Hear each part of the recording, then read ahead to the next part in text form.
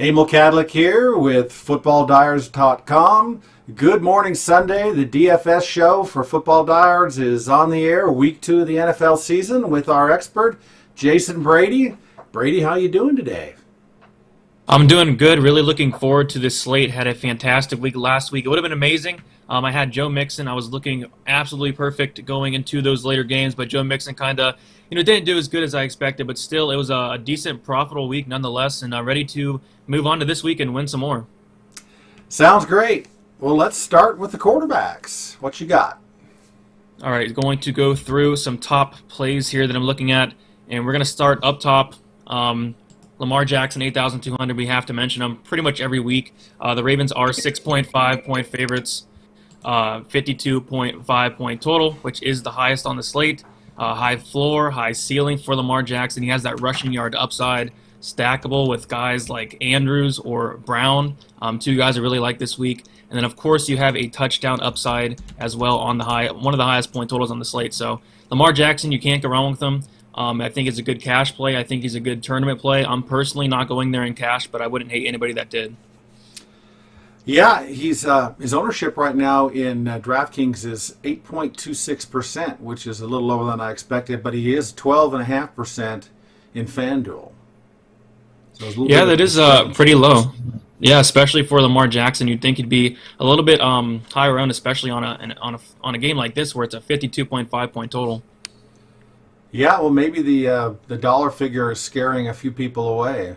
They're going contrarian per se. For sure. Next play I want to talk about is Patrick Mahomes at 7,700. Another guy I really like playing on DraftKings. The Chiefs are 8.5 point favorites with a 47.5 point game total.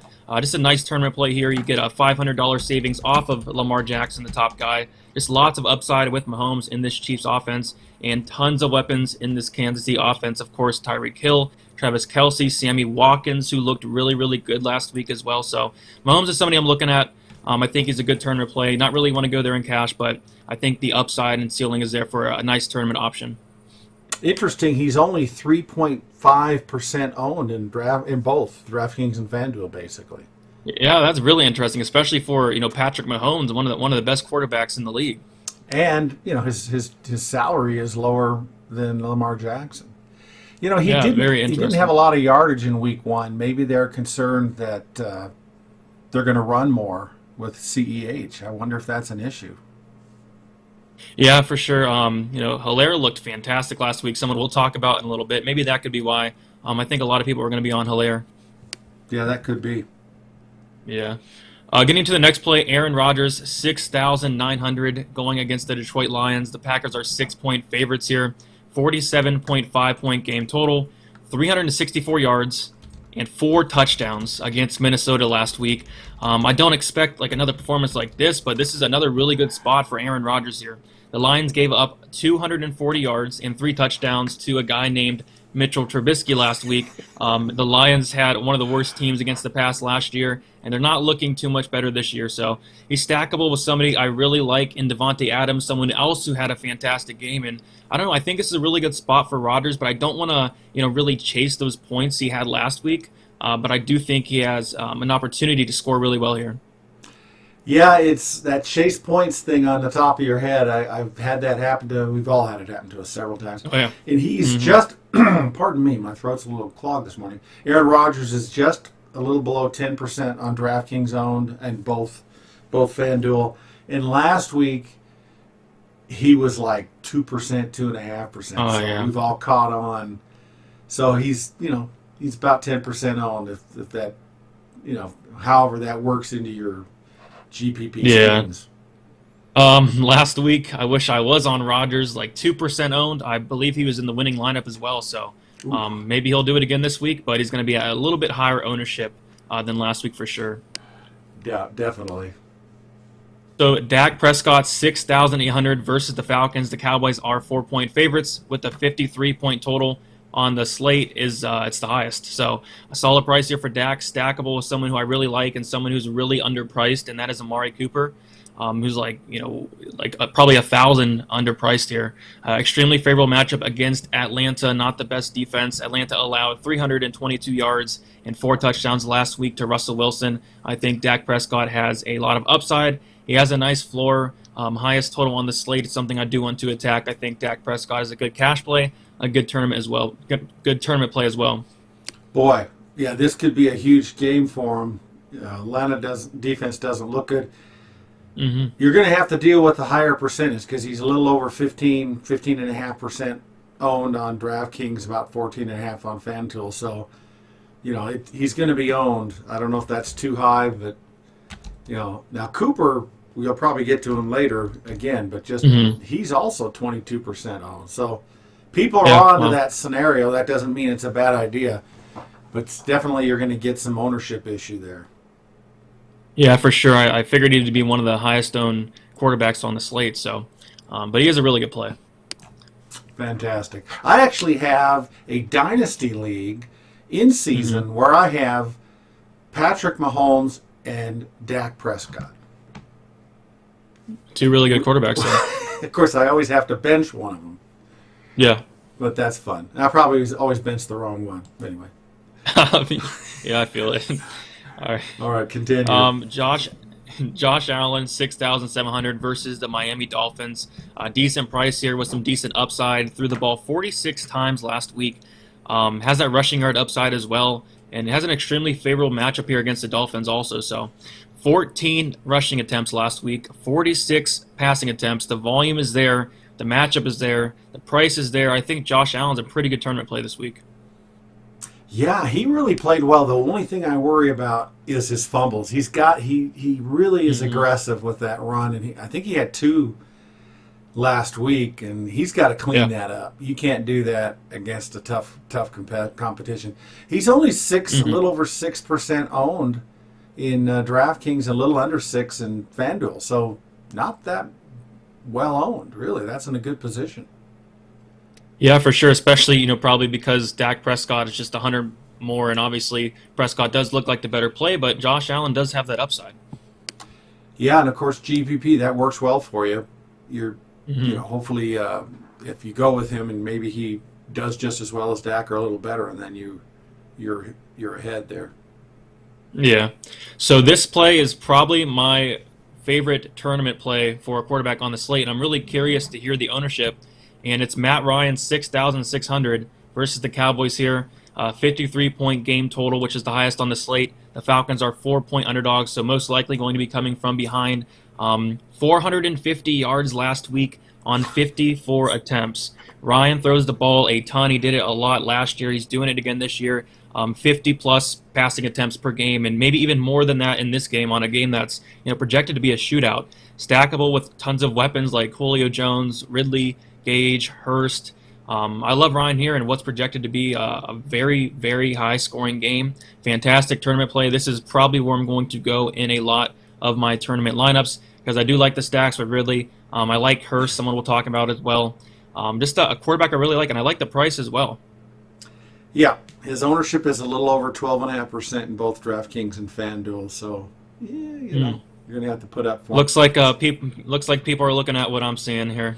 Wow, we'll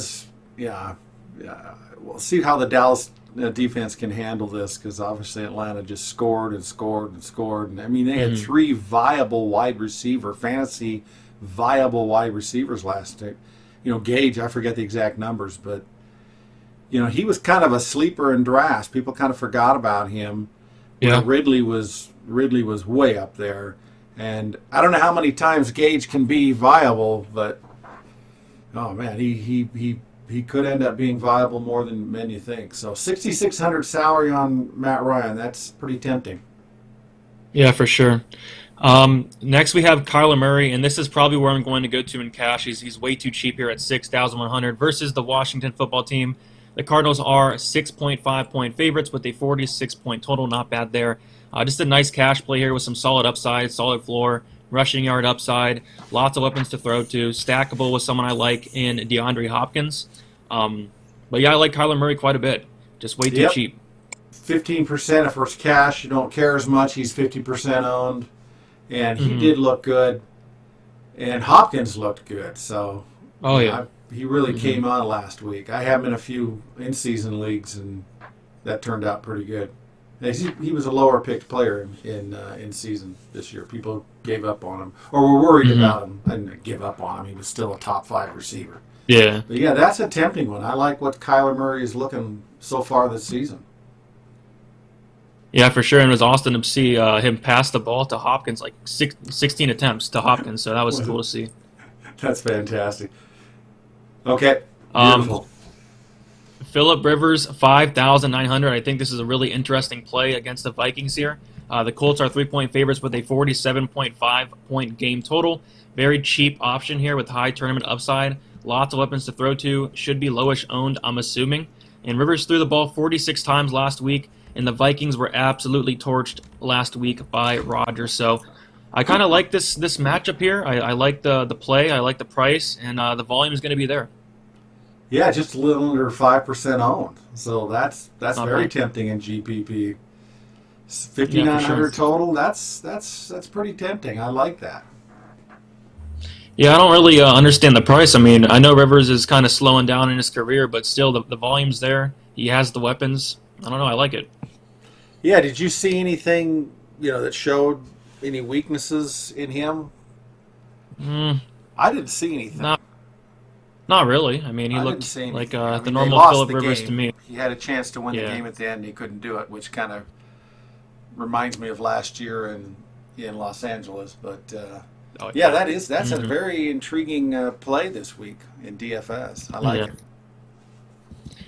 So getting into the running backs now, and someone who I'm going to mention every single week, no matter who he plays, and that is Christian McCaffrey at 10,000 versus the Buccaneers. 49-point game total, which is one of the highest on the slate, and the Panthers are 9-point underdogs. So in theory, they should be coming from behind a lot of the game. Tough matchup here, though, against the Buccaneers, who were number one in the run last year. Their run defense is looking great again this year, and he should be lower owned than usual because of this Bucs run defense and the price. But a guy like McCaffrey, he has a crazy ceiling no matter who he plays. Lots of reception opportunities, lots of touchdown opportunities. Kamara was able to score twice against this Buccaneers defense. So a lot of people are going to shy away from McCaffrey. And I'm not going to play this in cash because I like some other running backs more for the price. But I think McCaffrey in tournaments is very intriguing, especially because we're going to get a lower ownership on McCaffrey than we usually see. And the upside is still going to be there. It's going to be a lot harder to run the ball, but he can do it through the air as well. Yeah, just under 12% ownership. Definitely a lot less than last week. And it's crazy to see him that low owned. Maybe not having to. Well, he didn't have the greatest game. Maybe people are a little concerned with the situation with the new quarterback, and I don't know, maybe the weak defense they get behind. But obviously, he's a very adaptable running back, and he can catch the ball. So I wouldn't worry that much. I think that's a good play. Yeah. But I really like this play. Ezekiel Elliott at 8,200 against the Falcons. The Cowboys are 5-point favorites. 53-point game total, highest on the slate. You're getting an $800 savings off of McCaffrey. A potential shootout here, high upside with a nice floor, 20-plus touch upside, can catch the ball as well. Touchdown upside on a very, very high-scoring game here. So Elliott's someone I really like. The matchup is there. You're getting that savings off of a guy in McCaffrey. So Elliott, I'm thinking either Elliott or someone else we'll talk about, and Derrick Henry and cash. It's really close between those two. Those are probably my two favorite plays on the slate from a running back standpoint. And they're both pretty much the highest ownership. Elliott's at 28%, and Henry is at 26.5%. Oh yeah, So they're gonna be really high on this week. You're stuck with that. Yep. But this play is very interesting, especially assuming what Derrick Henry did to the Jaguars last year. Had an absolutely fantastic game. 42.5-point game total here, which is one of the lowest on the slate, but the Titans are 9-point favorites. Should be ahead most of the game. Should be a run-heavy game plan here with Derrick Henry. Extremely favorable matchup against this Jaguars run defense, and he did have 31 carries last week, which is a ton. Touchdown upside as well. Limited pass catching upside as always for Henry, but he did have 3 receptions last week, which is pretty good from a Derrick Henry standpoint. So Henry, this is probably where I'm going to go to in cash. I really like it in tournaments. He has extreme upside here against this Jaguars defense. Wow. And again, very high ownership percent, 26.5. So you're going to have that. He's looking good. For sure. Yep. 3 as catches, always, I really like Derrick Henry. Monster. That's headline news for that guy. I have to go back and look at his box score, see how many targets he had. I don't have that up right now. I believe it was 4 targets. Okay, very efficient for him. 3/4. That's good for Henry. Yeah, very good. And we'll look at it later. But yeah, that's pretty funny. All right, Clyde Edwards-Hilaire at 7,400 versus the Chargers, 47.5 point game total. The Chiefs are 8.5 favorites here. Very talented running back. He showed it last week. He had 25 carries, 138 yards, and a touchdown last week. And Chiefs running backs are very good at fantasy football. Especially the starting one. It seems like no matter who they put back there, they're going to have success in fantasy. And he was stuffed a couple times on the goal line, which I guess is a little concerning. It was like 5 or 6 times, I think. But hopefully he gets in there this week because I will have a decent amount of them. Just a high touchdown upside in this Chiefs offense. Yeah, I was a little concerned they got hit at the goal line, but I don't know if it was necessarily his fault that he did. Of course, he is young. Maybe he needs to learn a little bit. I wouldn't worry about that. He's about a little under 13.9% owned. So not bad. Not too bad. You got to expect him to be somewhat high owned, but that's not a bad number. Yeah, you're getting a little savings off of the higher owned guys. You're getting the little ownership savings as well on the higher owned guys. That's a good point. You save a lot of money compared to a Christian McCaffrey. $2,600. That's a lot of money to consider. Mm-hmm.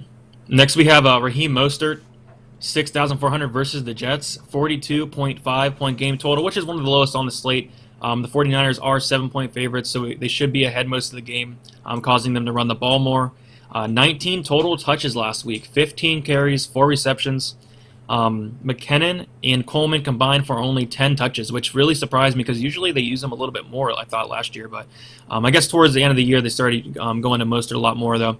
Kittle is not going to play, so they should most likely run the ball a little bit more with Mostert here. So 6,400, he's a very talented running back. It seems like he doesn't get the most opportunities at times, but when he does get those opportunities, he seems to do very well.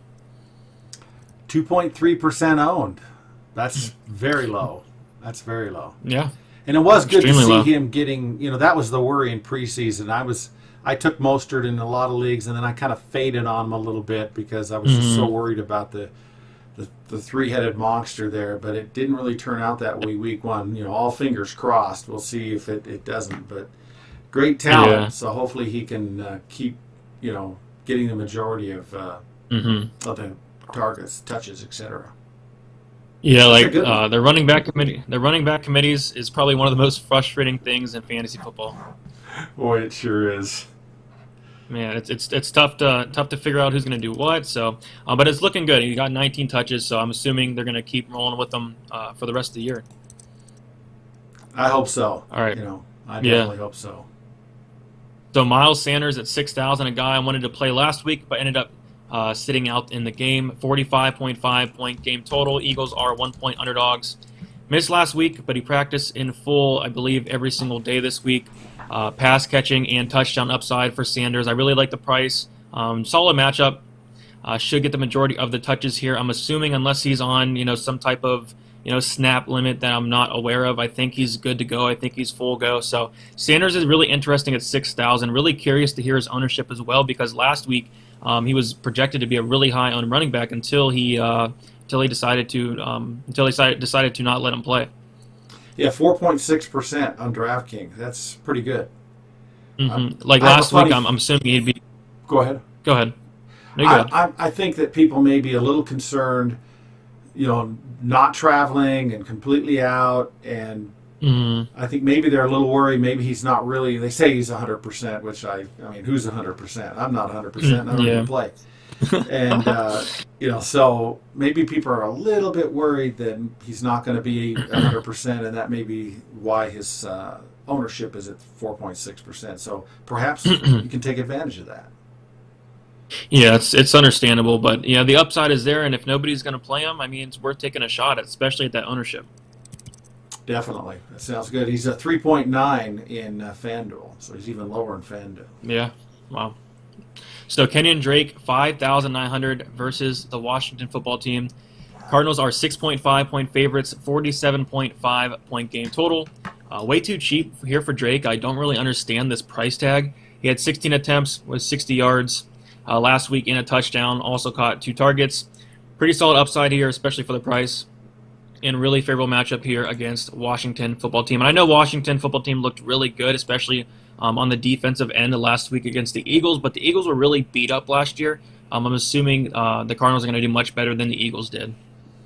Yeah, maybe. Well, let me find his target. I was looking at a couple other things here, too. He's a little high. He's at just under 16% owned in DraftKings. He is 28% owned in FanDuel. Wow. Oh, my gosh. That's crazy. That's high owned. That is crazy. Yeah. That's very high owned. Well, I don't know. I think he was a little disappointing that, Drake was so great last year. He had 16 carries, but Carla Murray had 13. Chase got 6. So I don't have the percentage off the top of my head. And he got 2 targets. He caught both of them for 5 yards. He did get in the end zone.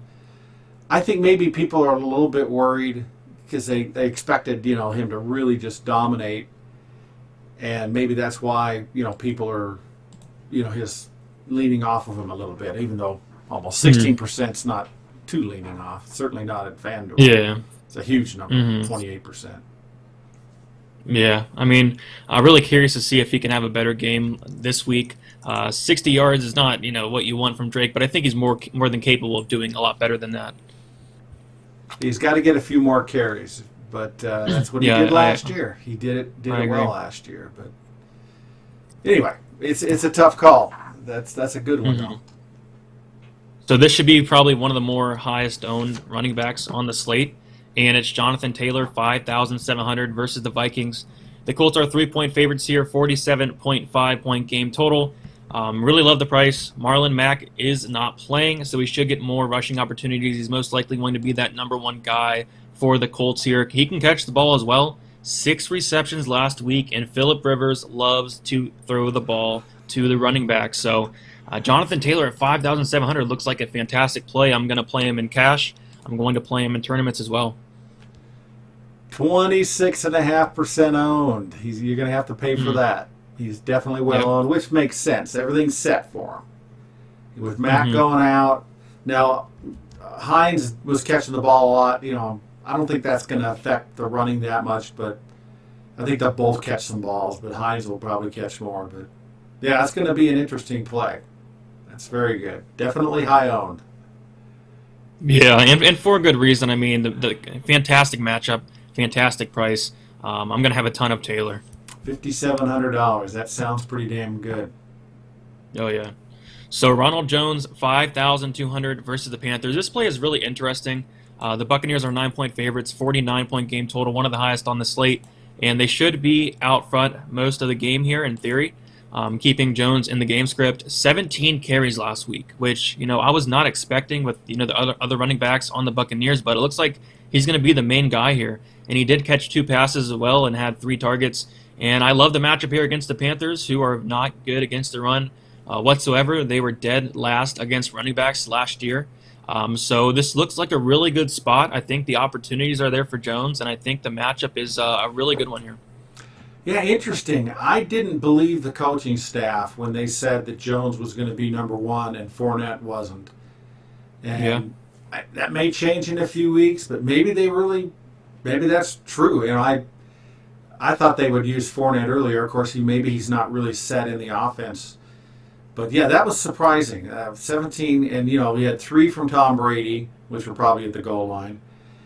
Scottie Miller had 1, Fournette had 5, and only got 1 yard per carry. So that's a high percentage, and that's a favorable thing. 3 targets, 2 catches, which just a little sugar on top there. So that's a nice opportunity for us. Yeah, and 5,200. That seems really cheap.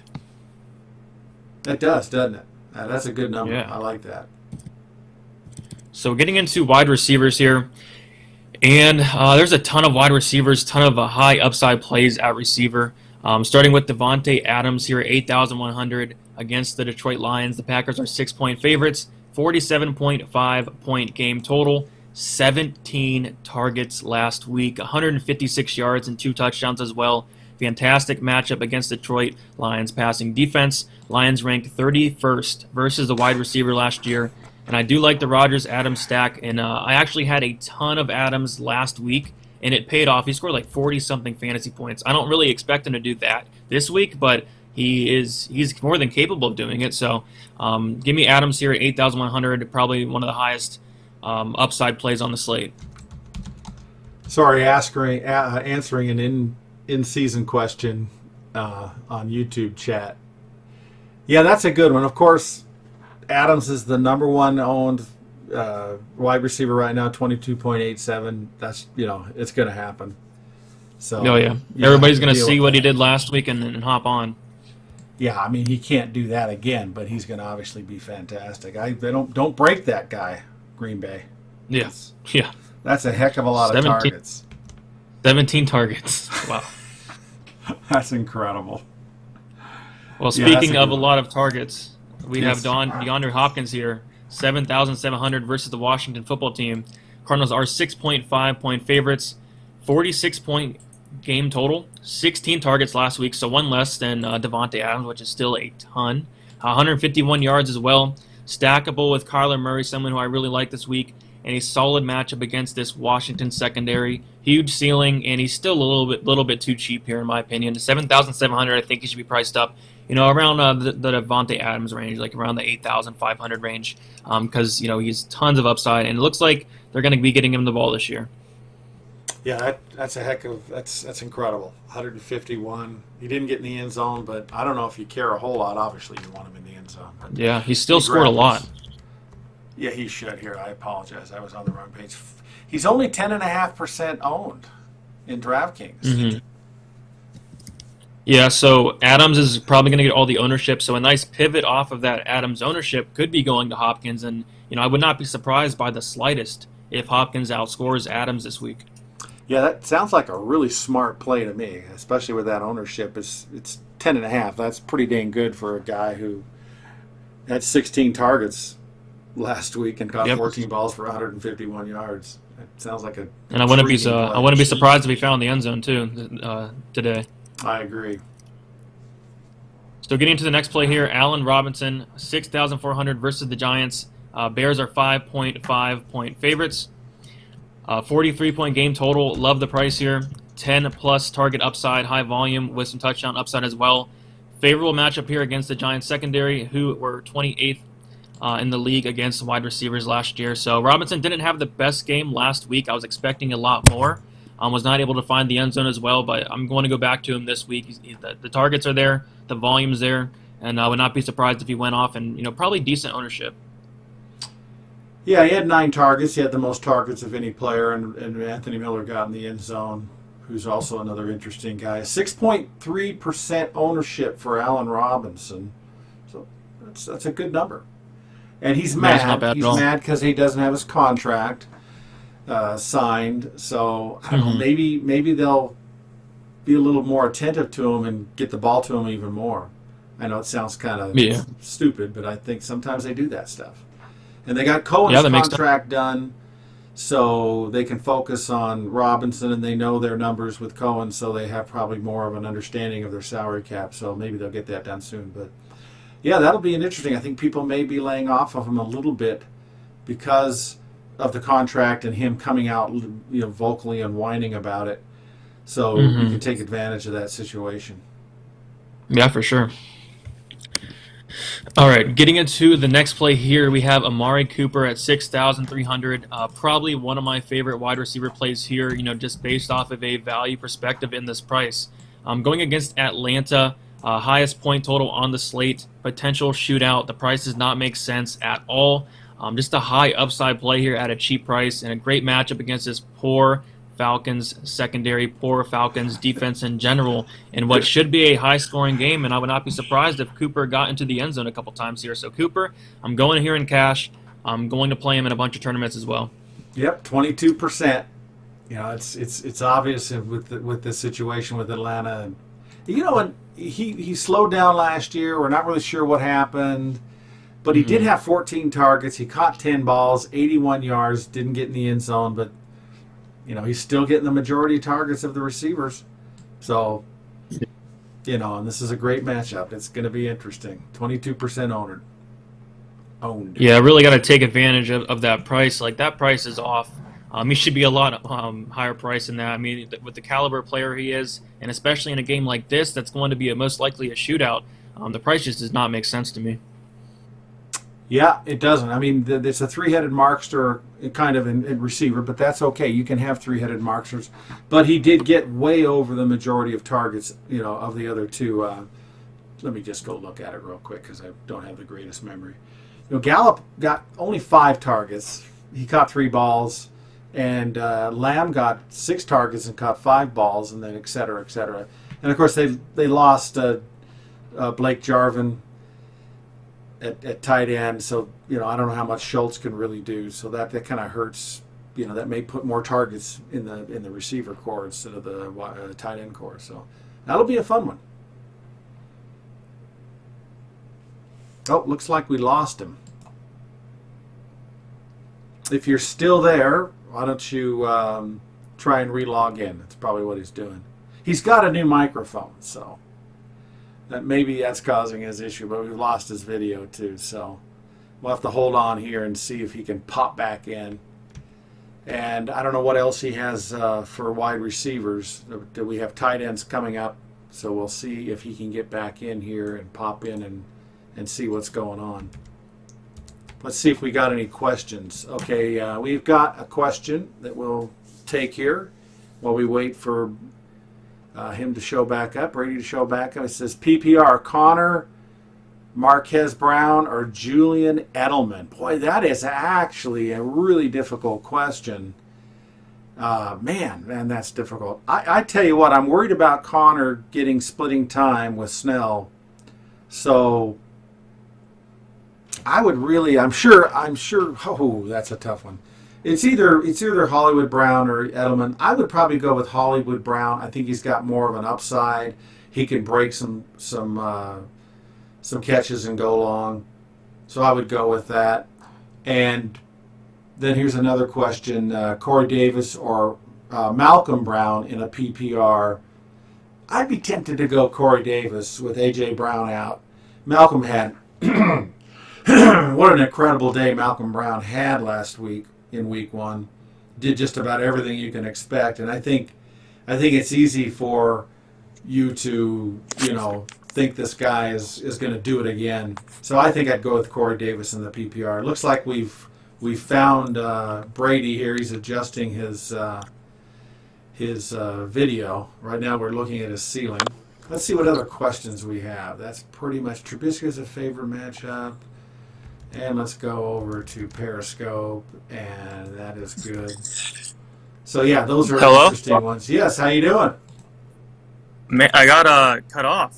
Yeah, you were gone. I just babbled for 5 minutes. Your video is a little high. You can adjust it. Yeah, I'm gonna.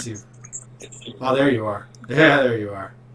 Okay, so we ended up with Robinson. I think was the last thing we were talking about. Yep, Allen Robinson. Good play there.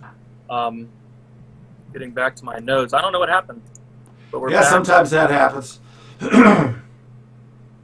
Yeah, modern technology. Yeah, so Robinson's a good play. I mean, he did not do well last week, but I think that's going to kind of take some ownership off of him this week. Yep, should be good. And let's see. We were talking about Cooper. Was Cooper the last guy we were talking about? That's probably true. So. Who do you have after Cooper on your list? All right, so getting into the next play here. T.Y. Hilton, 5,700 versus the Vikings. The Colts are 3-point favorites here, 47.5 point total.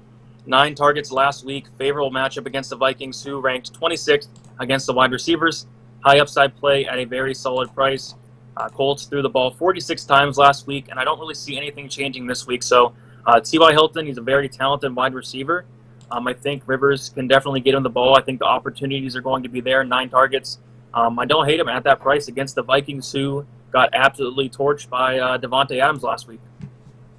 Yes, and Hilton's ownership is 10.78%.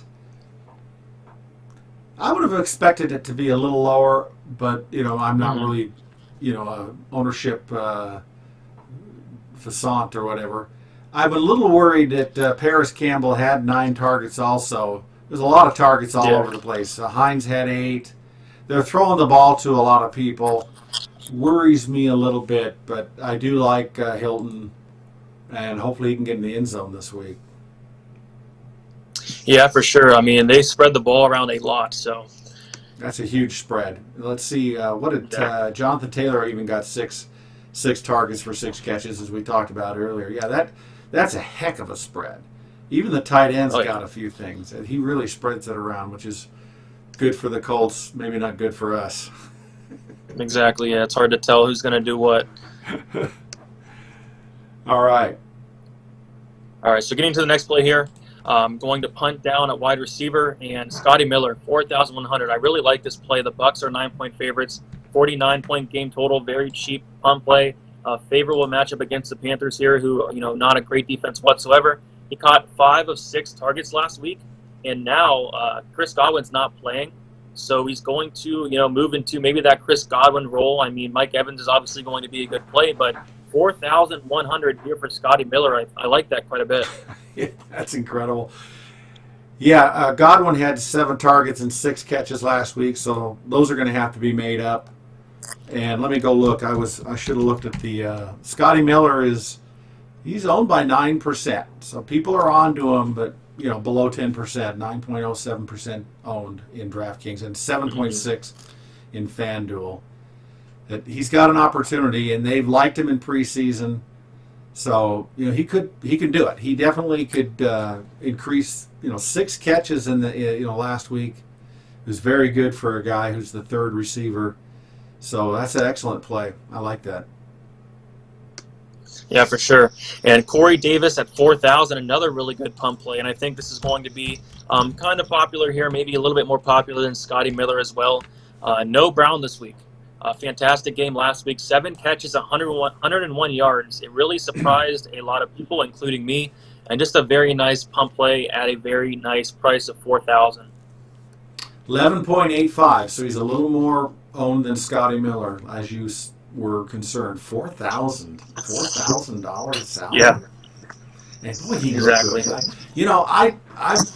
I was in a best ball league, and it was like round 18, and he was there, and I just looked at last year's number for Corey Davis, and I just didn't like it. I didn't even pick him in a best ball. And of course, after week 1, I've regretted that already. He looked good. I'm hoping AJ's okay. He looked weird in that game. He just looked insecure, and maybe he was hurt, or maybe something was going on. I'm not really sure. But of course, he's out this week, and we'll see. Corey Davis is a good play, and he's owned 11.8%. Yeah, he's a good play. I'll definitely play some of them, but I kind of like Scottie Miller, slightly a little bit more. Maybe it's because he's going to be a little bit lower owned than Corey Davis, but they're both really good plays.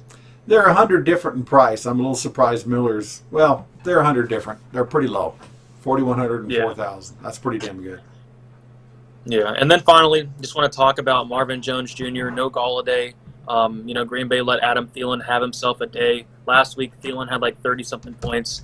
And I feel like Marvin Jones could do the same here. At 5,700, not a bad price here. He scored 9.5 last week, which I was definitely expecting more with no Galladay last week, but the opportunity is here for Jones. He's done it before. Even with Galladay in, he's had big games. He has a high ceiling. He can do that. 7%. He's on 7% right now. So, yeah, I find that's a very good play. And the fact that he didn't quite do a lot last week, I think that helps, because then people may be a little off of him. What did he? How many total targets did he have last week?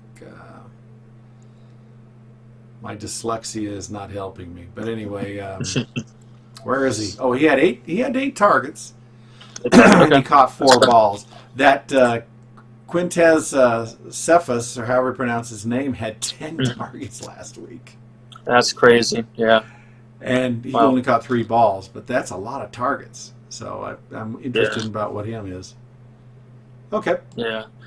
So getting into the tight ends now, and we'll start with Mark Andrews versus the Texans. 6,300.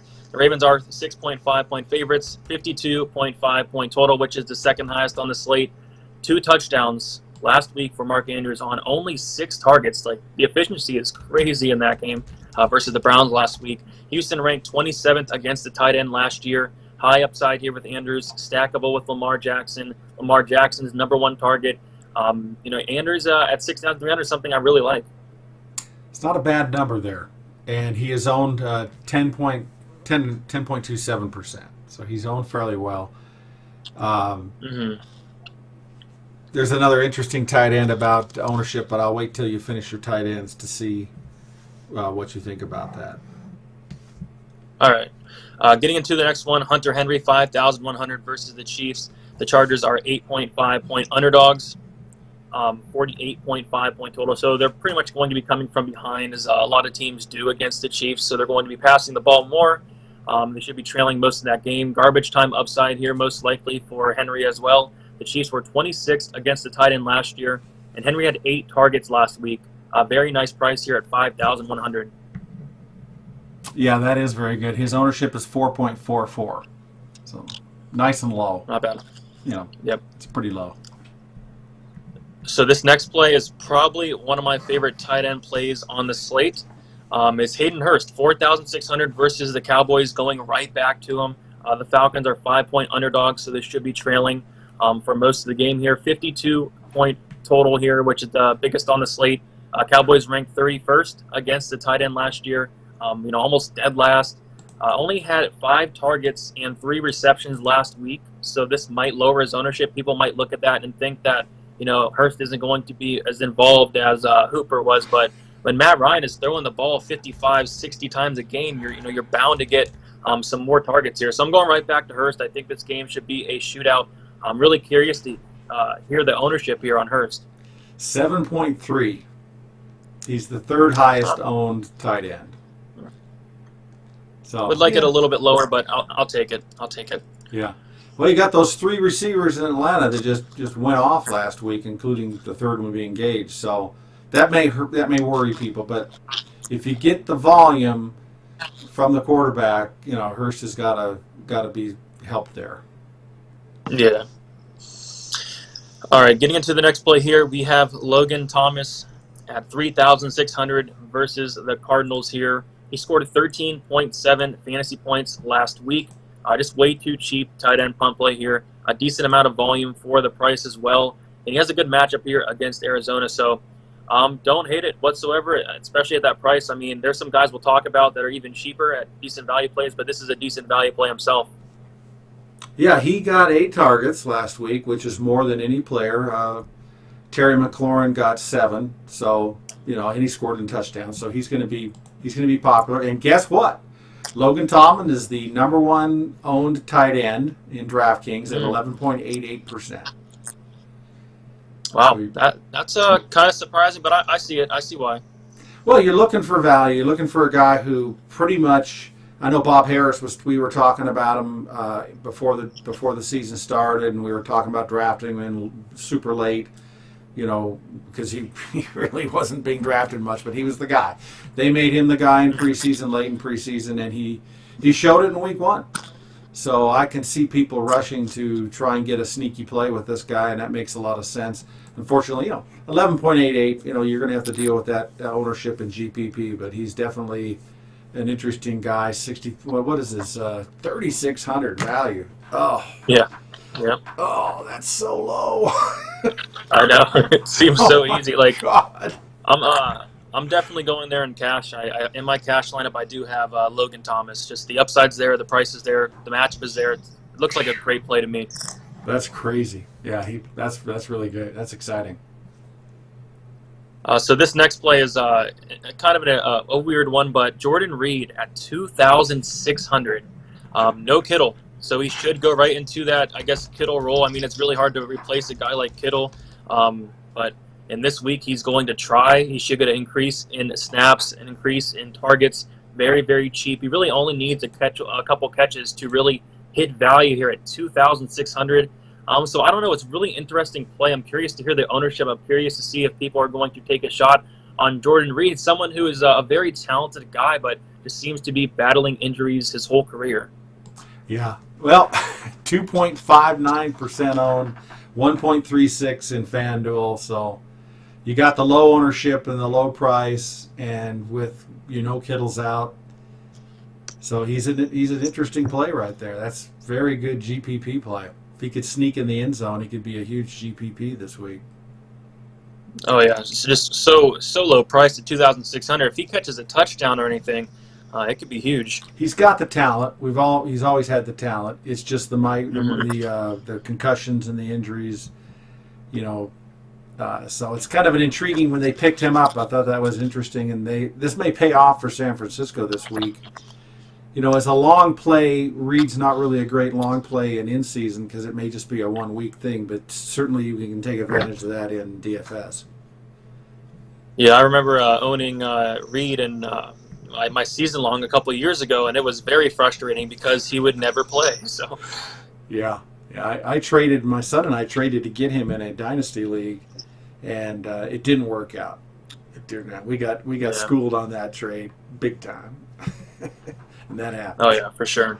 Great play, Jordan Reed. That's a really good idea. Yeah, it's interesting, especially at that price of 2,600. That's pretty low. And then finally, the last play I want to talk about is Ally Cox, another very, very interesting play here at 3,000. And Jack Doyle is not playing, and Rivers do like his tight ends there, so it could be really interesting here. Last week he had 2 targets, 2 receptions, caught both balls for 20 yards, had 4 fantasy points. Kind of curious about the upside here in this play. I think there's guys with better upside, but he's going to be the number 1 tight end this week. He's not going to have to worry about Jack Doyle getting targets as well. So I don't know. It's very interesting, but like we mentioned earlier, Rivers does spread that ball around. So I don't know. I'm kind of interested in it. I'm curious to hear the ownership. I'm assuming it's going to be pretty low owned. Yeah, 2.95% owned in DraftKings, 2.17 in FanDuel. So, yeah, it's still pretty darn low. He's a little bit higher than Jordan Reed, but not much in ownership and $400 more in price. So that's a good play. I like that. Like you said, the only worry is so far Rivers is really spreading the ball around. So that's the only real concern there. Yeah, exactly. All right, so getting into defenses, just want to touch on a couple. I'm not really, big on going out there and paying up for a defense. Last week, I just punted at a defense, and I just put in the Washington football team, and my goodness, they scored 15 points at the minimum price. So, wow. I was not expecting that, but I'll take that all day. So the first play I want to talk about, the Buffalo Bills here at 3,900. If I was to pay up for a defense, which I typically don't, I like to focus on the main guys in my lineup. But they're playing the Miami Dolphins here. Nice spend-up option.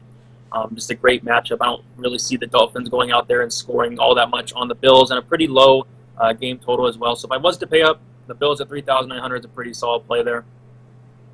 5% owned, so that's pretty low. I mean, it's considering that they're considered one of the better defenses. That's low ownership in my book. Oh yeah. Getting into the next defense here is the Buccaneers versus the Panthers, 2,900.